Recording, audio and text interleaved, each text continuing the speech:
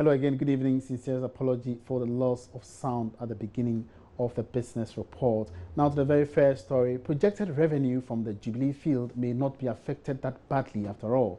That's the conclusion drawn after going through the latest trading updates of Tullow Oil. There's more in the following Business Desk report. According to Tullow, despite the cut in production, it still expects the daily crude production to hang around 74,000 barrels of crude oil till the end of this year. The development could mean that the projected revenue the country was expecting might not be affected despite current works being carried out on the Jubilee turrets bearing. The company adds that it is expecting to receive the lost revenue from its insurers, which will minimize any expected loss. On 10, the oil exploration firm says daily production should reduce to about 15,000 barrels a day on the average, down from the 50,000 it recorded when it started production from August 18 this year. As at October 6 this year, Tullow has exported some 650,000 barrels of crude from the 10 area. Speaking after the release of the statement, Chief Executive of Tullow, Aidan Heavy, says they expect an improved cash flow from 10 by last quarter. And still in the oil sector, lead partner of the Sankofa Ginyame oil and gas field, ENI Ghana, says it is close to starting commercial production on the country's third hydrocarbon development. Managing Director of ENI Ghana, Fabio Cavana, says all necessary equipment will soon arrive in the country to aid this vision. Of the project, the FPSO is coming in Ghana in March 2017, and then it has to be installed, and all the facilities installed, so the first oil is confirmed in August.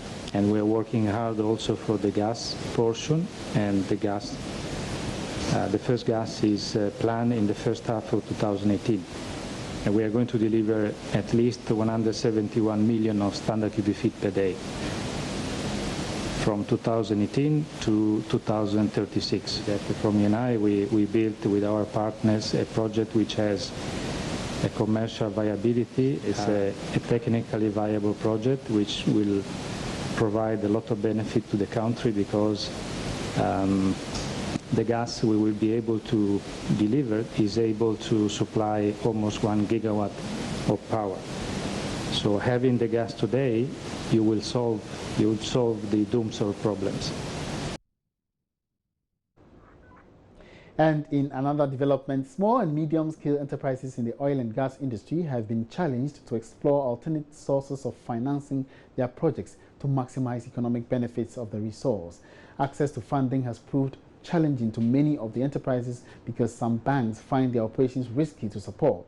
Speaking with Joy Business Corporate Finance Manager at the PricewaterhouseCoopers, Thomas J. Boateng, says SMEs, he noted, the companies in question may consider options such as partnerships in executing projects. This was on the second day of the Stakeholder Summit on Local Content and Participation ongoing in Takoradi. Be addressed up front. You sit down and you say, okay, is there a finder's fee for the guy who brought the opportunity? That will be taken out. But after that, how do we share the proceeds? Who is contributing how much?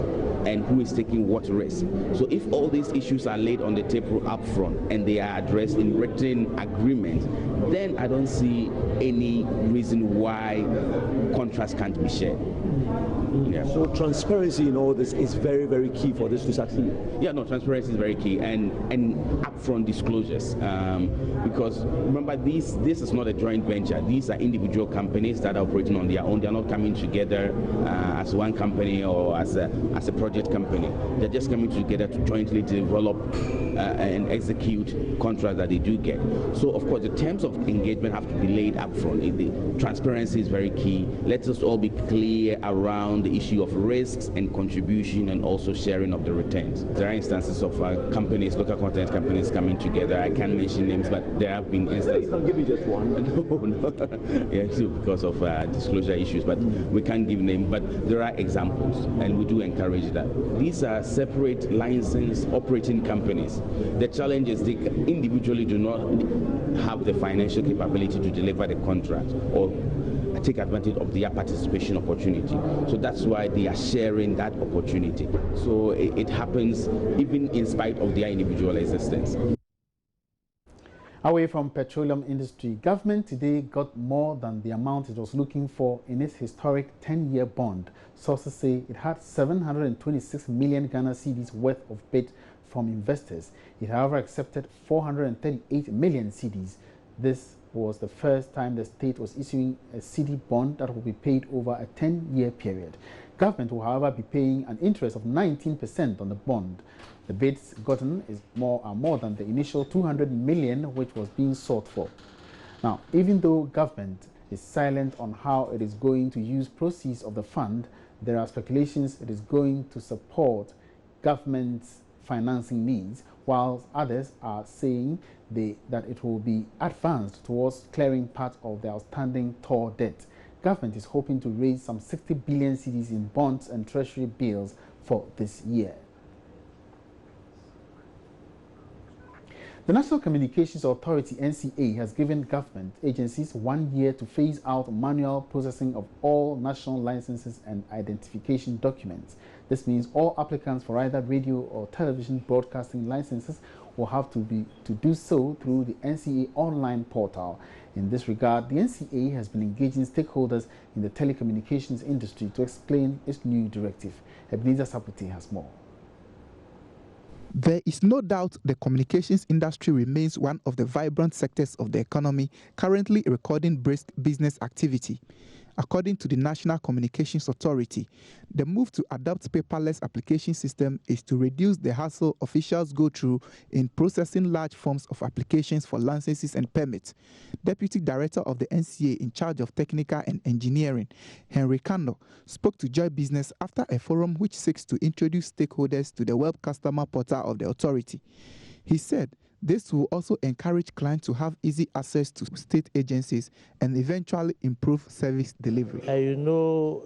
This time it is very difficult to process applications where we're having thousands of applications coming and they are all in the paper format.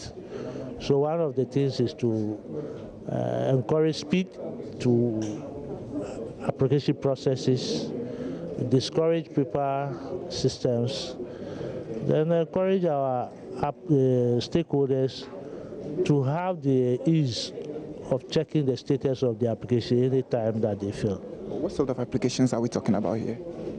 All the services that we render: aeronautics, maritime, land mobile, dealership, sound and TV, audio broadcasting, all the services we render. Do we have all the structures in place to ensure that this works smoothly? We have the structures. What you need for online this thing: a very good internet bandwidth, a very good speed, and which we have, and the management system that we have. So all is in place for us to roll it out, and that's why we're doing it. According to the NCA's roadmap, customers will no longer have to travel from their various locations to the capital city to do business. Henry Kano explains how people could access the online platform from any location with their mobile phones. If you are in the remote areas, thank God we have very good mobile system, 3G, 4G coming up. On your phone, you can just do it, or you move to our closest office, any of the regional offices, and then, as we said, we'll put the systems there for you to apply and people to help you apply for your application. And that will be about how many percent of our stakeholders. That will be a very minute percentage of the stakeholders. The forum is expected to be organized in all 10 regions to engage the citizenry on the new policy measures taken by the authority. Adequate funding exists to build the capacity of prospective entrepreneurs in technology and vocational skills. That's according to the Executive Director of the Council for Technical and Vocational Education Training, COTVET. He was speaking to Joy Business at the launch of the Skills Development Fund Skills and Technology Fair in Accra on Wednesday. Ameli Josu has more. Access to funding to start and expand small and medium-scale enterprises have continued to be the bane of Ghana's private sector development. This is because of some unfavorable economic and financing conditions inhibiting small businesses startups to access loans from banks. This financing gap is what the Skills Development Fund of COTVET seeks to bridge. As the SDF Skills and Technology Fair organized by COTVET Executive Director Sebastian Day gave an assurance that adequate funds currently exist under the fund to help small-medium enterprises. I think about 5 years ago, the Skills Development Fund was instituted as part of the larger Ghana Skills and Technology Development Project, which COTVET has been implemented in the last 5 years. So the Skills Development Fund, will receive a lot of financial support from DANIDA, the World Bank, and our government to reach out to Ghanaian entities that largely have some deficiency in skills and technology. The Skills Development Fund, as it is instituted now, is a challenge fund. Okay, what that means is that be you an individual or a company or an institution, public or private, you can apply, so long as your application satisfies certain conditions. And those conditions are simply for you to prove that you would bring about productivity increase, you will bring about job creation, you will bring about income increase to the end users. And that's all in business for now. For more business news updates, log on to myjoyonline.com/business. My name is Emmanuel Abuaji-Viafi. Thanks for watching and keep waiting because there are more stories coming up.